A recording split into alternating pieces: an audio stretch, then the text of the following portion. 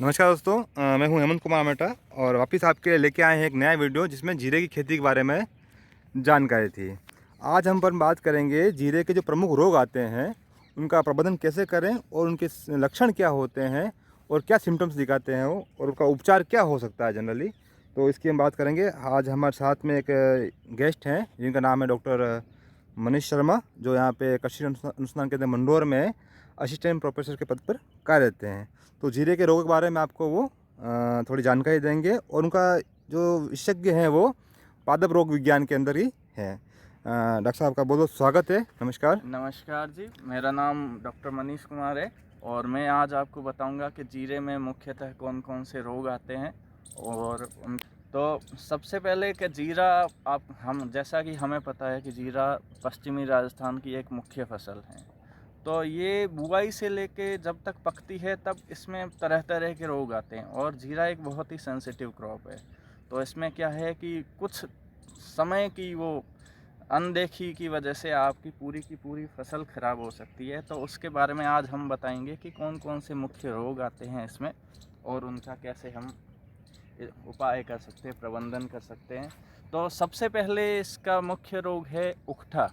अच्छा। जिसको हम विल्ट बोलते हैं इंग्लिश में। ये फ्यूजेरियम नामक कवक से होता है जी। और ये मृदा और बीज जनित रोग है। अच्छा। मतलब इसका जो सोर्स बीज भी हो सकता है और मिट्टी भी हो सकती एक है। पीढ़ी से आगे बढ़ता है, मतलब मृदा के द्वारा और बीज के यदि द्वारा। हम इन्फेक्टेड पौधे से बाई चांस कोई रह गया है, उसमें यदि पौधे में इनोकुलम है और वो उससे बीज बन गया है, तो उसमें वो आगे अगली पीढ़ी पे चला जाएगा। तो इसके मुख्य जैसे रोग चालू हो जाता है, सबसे पहले तो बीज से ही चालू हो जाता है। तो क्या है कि हम जैसे ही बीज बोते हैं उसी समय क्या होता है कि वो बीज के साथ में कवक भी जर्मिनेट होती है और वो बीज को ख़राब कर देती है। सबसे पहला तो ये है कि बीज उगने ही नहीं देती है। उसके बाद में यदि उग जाता है तो धीरे धीरे क्या करता है कि ये कवक अपनी जो है ग्रोथ करती है और फिर ये इसके रूट के अंदर जाके उसके जो पानी लवण जो जड़ें अवशोषित करती है, उसको रोक देती है और पूरे पौधे में जाने से रोक देती है। तो क्या है कि इसमें हल्का पीलापन आने लगता है और फिर क्या है ऊपर से ये झुकने लग जाता है। पौधा मुरझा जाता है, एकदम मुरझा जाता है और फिर धीरे धीरे ये सूख के पूरा मर जाता है। उकठा में ये है कि एक बार यदि हो गया तो वो पौधा फिर पूरा ही गया है। अच्छा। तो इसके उपाय के लिए हमें सबसे पहले है कि आप बीज उपचार करें। अच्छा। आप जैसे रसायन का करें तो कार्बन डेजिम का 2 ग्राम पर केजी, कार्बन डेजिम 50% वेटेबल पाउडर लेते हैं तो 2 ग्राम पर केजी बीज के हिसाब से आपको इसका उपचार करना है। और उसके अलावा जैसे हमारे यहाँ जैविक जैसे ट्राइकोडर्मा विरिडी या फिर ट्राइकोडर्मा हार्जियनियम के आता है, तो उसका आप 10 ग्राम प्रति किलो बीज के दर से आप उपचारित करें बीज को।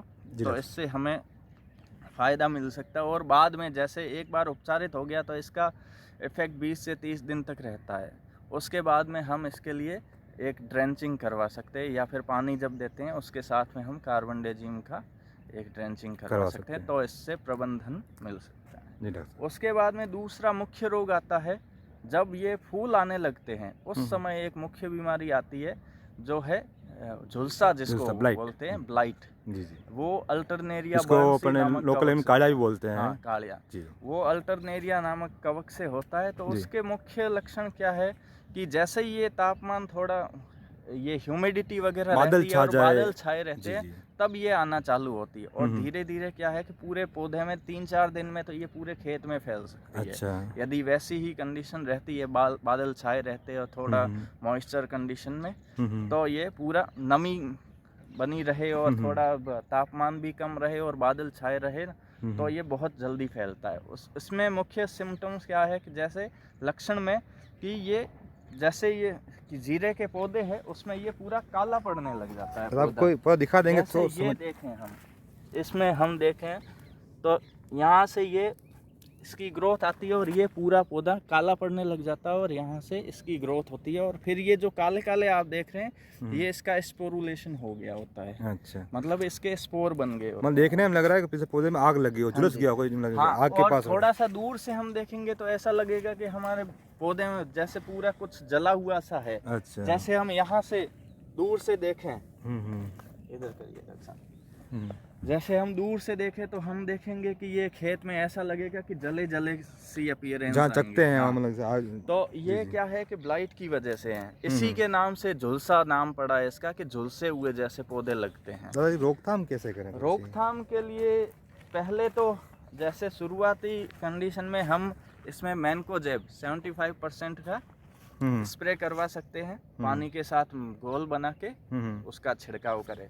लेकिन जैसे जैसे ये नए नए रसायन आए हैं तो उसमें हम एक पायरेक्लोस्ट्रोबिन और इपॉक्सीकोनाजोल नामक दो फफूंदनाशी जो रसायन है उनका एक कॉम्बिनेशन है, उसका स्प्रे करें हम यदि 1.5 ml प्रति लीटर की दर से, तो इससे हमें इसका ब्लाइट का हमें इफेक्टिव है। शुरुआत में अगर कर दिया जाए तो काफ़ी इफेक्टिव है और आने के बाद करें तब भी आपको फायदा मिलेगा। लेकिन ये नहीं है कि बहुत ज़्यादा फैलने देगी है।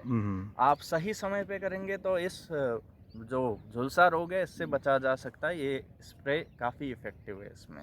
जी डॉक्टर साहब। और जैसा कि मैंने इसमें बताया कि 2 रसायन हैं, पायरेक्लोस्ट्रोबिन और इपॉक्सीकोनाजोल। तो इसमें क्या है कि एक साथ 2 बीमारियों का ये प्रबंधन करते हैं। जी जी। पायरेक्लोस्ट्रोबिन है जो इसमें बाद में जो छाछिया रोग आता है, पाउडरी मिल्ड्यू, जैसे जिसमें इसमें पत्तों और जो पाउडर बीज है उसमें पाउडर चूर्ण जैसा पाउडर लगेगा, सफ़ेद सफ़ेद, तो उसको हम पाउडरी मिल्ड्यू बोलते हैं। उसकी वजह से क्या है कि ये जो बीज होते हैं वो पूरी तरह से पक नहीं पाते हैं और ये सिकुड़े सिकुड़े से रह जाते हैं। तो इसमें क्या तेल की मात्रा भी कम रहती है और इसकी क्वालिटी काफ़ी घट जाती है, जिससे कि मार्केट में हम जाते हैं तो इसका भाव नहीं मिल पाता है और वजन भी इसका कम रहता है। तो उसके बचाव के लिए उसमें है जो पायरेक्लोस्ट्रोबिन है, एक ही चीज़ में दोनों काम हो जाएंगे, पाउडरी मिल्ड्यू का भी हो जाएगा, इपॉक्सीकोनाजोल जो है वो ब्लाइट के लिए काफ़ी कारगर है। जी डॉक्टर साहब, बस आपको बहुत धन्यवाद जो जानकारी आपने दी, और भविष्य में और हमसे ऐसे आप चर्चा करते रहेंगे और ऐसे ही आपको जनरल जानकारी और किसानों को देते रहेंगे। धन्यवाद साहब। धन्यवाद।